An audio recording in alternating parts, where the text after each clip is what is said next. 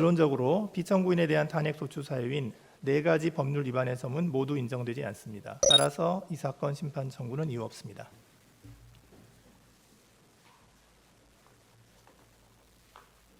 먼저 첫 번째로 피청구인이 제적위원 2인만에 의하여 이 사건 의결을 한 것이 방송통신위원회 설치 및 운영에 관한 법률 13조 2항을 위반하였는지 여부에 관하여 보겠습니다. 이 사건 의결 당시 방통위의 제적위원은 피청구인과 김태규 총 2명이었으므로 제적위원 전원의 출석과 찬성으로 이루어진 이 사건 의결이 방통위법상 정족수를 충족하지 못하였다고 해석하는 것은 법규범의 물리적 한계를 넘는 것입니다. 두 번째로 피청구인이 박문진 임원 임명 안건에 대하여 회피하지 않은 것이 방통위법 14조 사항을 위반하였는지 여부를 보겠습니다. 방통위법 14조 사항은 회피 사유가 있는 경우 위원이 해당 사건에 대하여 회피할 수 있다라고 규정하고 있을 뿐이고 방통위법은 제척, 기피 제도를 두어 회피 사유가 있는 위원이 회피하지 않는 경우에도 심의 의결의 공정성 확보를 위한 수단을 마련하고 있습니다. 따라서 방통위법 14조 사항에 따라 피청구인에게 스스로 회피할 의무가 인정된다고 볼 수 없으므로 이를 전제로 하는 이 부분 소추 사유는 회피 사유의 전부를 나아가 살펴볼 필요가 없이 이유 없습니다. 세 번째로 피청구인이 자신에 대한 기피 신청 의결에 참여하여 이를 각하한 것이 방통위법 14조 3항을 위반하였는지를 보겠습니다. 피청구인에 대한 기피 신청은 이 사건 회의의 안건 중 박문진 의사 임명과 관련하여 이루어졌습니다. 박문진 이사 공모 지원자인 조능희, 송요훈의 기피 신청은 방통위에 심의 의결을 할 수 있는 위원으로 김태규 의원 1명만 남게 되는 결과가 되어서 위원회 구성을 불가능하게 합니다. 이러한 기피 신청은 기피 신청권 남용에 해당되므로 부적법합니다. 따라서 피청구인이 자신에 대한 기피 신청 의결에 참여하여 이를 각하한 것이 방통위법 14조 3항을 위반하였다고는 볼 수 없습니다. 네 번째로 피청구인이 이 사건 심의 의결로서 한국방송공사 이사를 추천하고 박문진 이사를 임명한 것이 방송법 46조 3항, 방송문화진흥회법 6조 4항을 위반하였는지 여부를 보겠습니다. 피청구인의 임명 전부터 통상적인 절차에 따라 지원 서류 검토, 결격 사유 확인, 국민 의견 수렴을 거쳤습니다. 회의에 소요된 시간이 1시간 45분 정도였다는 것만으로는 한국방송공사 박문진 이사의 추천 임명 과정에서 대표성과 전문성이 고려되지 않았다고 인정하기 부족합니다. 결론적으로 피청구인에 대한 탄핵 소추 사유인 4가지 법률 위반의 점은 모두 인정되지 않습니다. 따라서 이 사건 심판 청구는 이유 없습니다. 헌법 21조가 보장하는 방송의 자유의 의의 및 방통위를 합의제 기관으로 설치한 입법 취지를 고려하여 방통위법 13조 2항을 합헌적으로 해석하면 위 조항은 방통위가 상임위원 5인으로 구성된 상태를 전제로 하여 제적위원 과반수의 찬성으로 의결하도록 한 규정이고 불가피하게 5인 미만으로 의결하더라도 3인 이상의 위원이 제적하는 상태에서 제적위원 과반수의 찬성이 필요하다고 보아야 합니다. 방통위법에서 정한 5인의 상임위원 중 2인의 위원만이 임명되어 제적하고 있는 경우에 그 2인만으로 의결이 가능하다고 한다면 향후에도 어떠한 원인으로든 방통위 위원 중 2인의 위원만이 임명되어 제적한 상태에서 이루어지는 의결의 정당성을 인정하여야 하는 바, 이는 독임제가 아닌 5인의 상임위원으로 구성된 합의제 기관으로 방통위를 구성 운영하도록 방통위법에서 정하고 있음에도 불구하고 이와 달리 2인의 위원으로 구성된 방통위 운영의 적법성을 인정하는 것이 됩니다.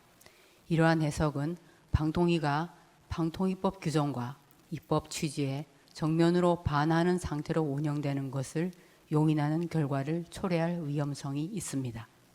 따라서 제적위원 2인에 의한 이 사건 의결은 방송의 자유와 공적 기능을 보장하는 헌법 21조의 취지를 구체화한 방통위법 13조 2항을 위반한 것입니다.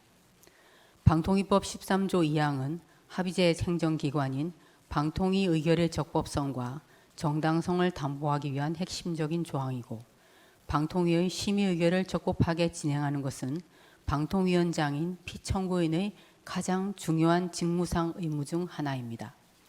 피청구인은 방통위 의결에 필요한 최소한의 위원이 임명되지 않았는데도 방통위에 2인의 위원만 제적한 상태에서 이 사건 의결을 강행함으로써 위 조항을 위반하고 방통위원장의 권한 행사 및 방송의 공익성과 공공성에 대한 국민의 신뢰를 훼손하였습니다. 이는 나머지 소추 사유에 대한 구체적인 판단에 나아갈 필요 없이 그 자체로서 중대한 법 위반에 해당하므로 피청구인을 그 직에서 파면하여야 합니다. 저는 앞서 말씀드린 바와 같이 이 사건 심의 의결과 관련해서 피청구인에게는 헌법 또는 법률 위반을 인정할 수 없다고 보아서 기각 의견에 동의하였습니다. 하지만 이제 만약 혹시라도 이 헌법이나 법률 위반을 인정할 수 있다라고 보았을 때 그 경우에도 이거를 그 파면을 정당화할 수 있을 정도로 중대한 법률 위반이 있다고 보아서 파면을 할 것인가, 이제 그 여부에 대해서는 저는 이 사건에서는 그러한 중대한 법률 위반까지는 도달하지 않는다 하는 이유로 그 점에서도 이 사건 심판 청구는 이유 없다고 생각합니다. 자세히 말씀을 드리면 방통위법은 의사 정족수에 관한 규정을 두고 있지 않습니다. 13조 2항의 의결 정족수로 규정한 제적위원 과반수에 대한 해석으로부터 제적위원 2명에 의한 의결의 위법성이 도출되는지도 방통위법의 문헌만을 보았을 때는 명백하지 아니합니다. 그리고 그에 관한 판례도 아직 확립된 바가 없습니다. 피청구인이 임명되기 전부터 방통위는 이른바 2인 체제에서 주요 소관 사무에 관한 의결을 수차례 진행하였고 2인 체제 의결이 위법하지 않다는 취지의 외부 법률 자문을 받기도 하였습니다. 국회의 방통위 추천 및 대통령의 임명이 장기간 지연되어 방통위의 기능 마비와 그에 따른 피해가 우려되는 상황이었고, 피청구인이 개인적인 이익을 추구하거나 불법적인 목적을 실현하고자 하였다고 볼 만한 사정도 없습니다. 이 점을 고려하면 피청구인에게 법 질서를 무시하거나 이에 역행하려는 적극적인 의도가 있었다고 보기 어렵습니다. 그리고 이 사건 의결과 관련해서 국회에서 청문회가 실시되었고, 그리고 피청구인에 대한 감사 요구안이 가결되었으며, 방통위의 2인 체제의 처분을 다투는 소송이 법원에 많이 계속되어 있습니다. 그래서 여러 가지 권력 분립 원리에 따른 국회와 법원의 감시와 통제가 작동하고 있습니다. 이로써 헌법의 구법력을 확보하고자 하는 탄핵제도의 목적이 어느 정도 구현된 것으로도 볼 수 있습니다. 이와 같은 사정을 종합하여 보면 피청구인에 대한 파면 결정을 정당화할 정도로 중대한 헌법이나 법률 위반의 사유가 존재한다고 보기 어렵습니다.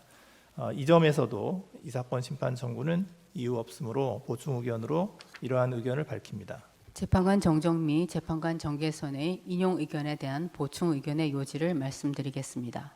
피청구인이 제적위원 2인만으로 이 사건 의결을 하여 방통위법 13조 2항을 위반하였고, 이는 그 자체로서 파면을 정당화할 정도로 중대한 법 위반에 해당한다고 판단함은 인용 의견에서 본 바와 같습니다. 나아가 피청구인에 대한 기피 신청 중 일부 신청인들의 기피 신청은 부적법하다고 단정할 수 없으므로 피청구인이 위 기피 신청에 대한 의결에 참여하여 이를 각하한 것은 방통위법 14조 3항에 위반된다고 봅니다.